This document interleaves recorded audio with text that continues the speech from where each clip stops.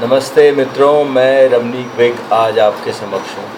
मित्रों, आज मैं आपको अस्थमा यानी कि दमा से संबंधित जो प्राणायाम और भोजन चिकित्सा है उसके बारे में बताने जा रहा हूँ।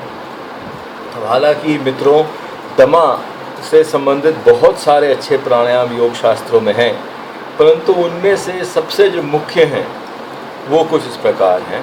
पहला, डीप चेस्ट ब्रीदिंग। दूसरा, कपालभाति। तीसरा, भस्त्रिका चेस्ट प्राणायाम। चौथा, भस्त्रिका एब्डोमेन प्राणायाम। और पांचवा, हास्य प्राणायाम। तो मित्रों, ये तो थे जो इम्पोर्टेंट प्राणायाम हैं दमा से संबंधित। और एक और मित्रों, मैं बिल्कुल भूल गया, रैपिड अनुलोमा विलोमा, वो भी दमा के लिए बहुत लाभकारी है। तो मित्रों, ये थे दमा से संबंधित अच्छे प्राणायाम। अब यहाँ मित्रों मैं आप लोगों को कपालभाति के बारे में बताने जा रहा हूँ, जो दमा के लिए एक बहुत ही बढ़िया और उपयोगी प्राणायाम है। करने की विधि कुछ इस प्रकार है कि पहले आप एक अपना जो हथेली है वो नासिका से करीबन 6 इंच दूरी पे रखें। उसके बाद आप अपनी आंखें बंद करें और उसके बाद जोर से सांस फेंकें।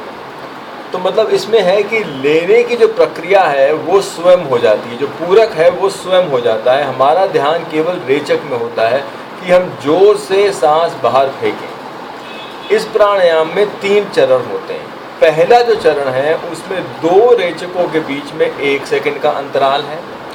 दूसरा जो चरण है उसमें 2 रेचकों के बीच में आधे सेकंड का अंतराल है। और तीसरे चरण में कोई अंतराल नहीं है। याद रखिएगा कि सांस जोर से बाहर फेंकनी है कि आप अपनी हथेलियों में हवा का प्रवाह को महसूस कर पाएँ। अगर आप हवा के प्रवाह को अपनी हथेली में महसूस नहीं कर रहे तो मतलब आप सही नहीं कर रहे हैं। चलिए मित्रों, करते हैं आपके साथ तीनों चरण कपालभाति प्राणायाम के। आंखें बंद करता हूँ। अब पहला चरण।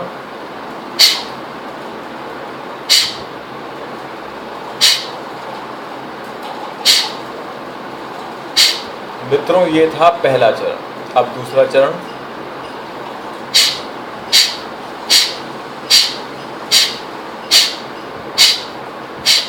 ये था दूसरा चरण। अब तीसरा चरण देखें।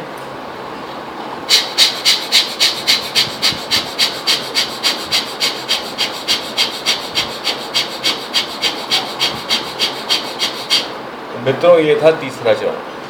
तो बहनों भाइयों, ये है कपालभाति प्राणायाम, जो अस्थमा के मरीजों के लिए एक बहुत हितकारी प्राणायाम है। अब जहाँ तक भोजन चिकित्सा का सवाल है, अस्थमा के मरीज याद रखें कि तेल युक्त भोजन पदार्थ कम से कम लें। जो फ्राइड खाने हैं, डीप फ्राइड खाने हैं, जैसे समोसे, छोले भटूरे, पकौड़े, ऐसे खानों का सेवन कम से कम करें।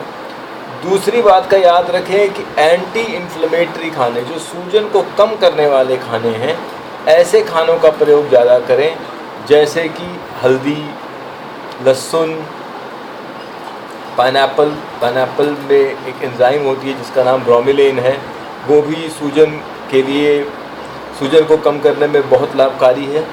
साथ ही साथ जितनी बेरीज़ हैं, बेरीज़ मतलब जैसे strawberries, cranberry, blackberry, blueberry, grapes, इन सब में एक एंटीऑक्सीडेंट होता है जिसका नाम एंथोसियानिन होते हैं, तो वो भी सूजन को कम करने में बहुत लाभकारी होता है। तो ऐसे चीज़ों का आप प्रयोग करें जो सूजन को कम करें, ठीक है।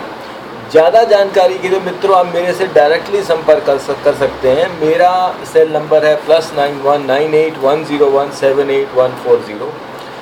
मेरी वेबसाइट है www.ramneekwig.com, यानी कि www.ramneekwig.com। नमस्ते मित्रों, और आपका दिन शुभ हो।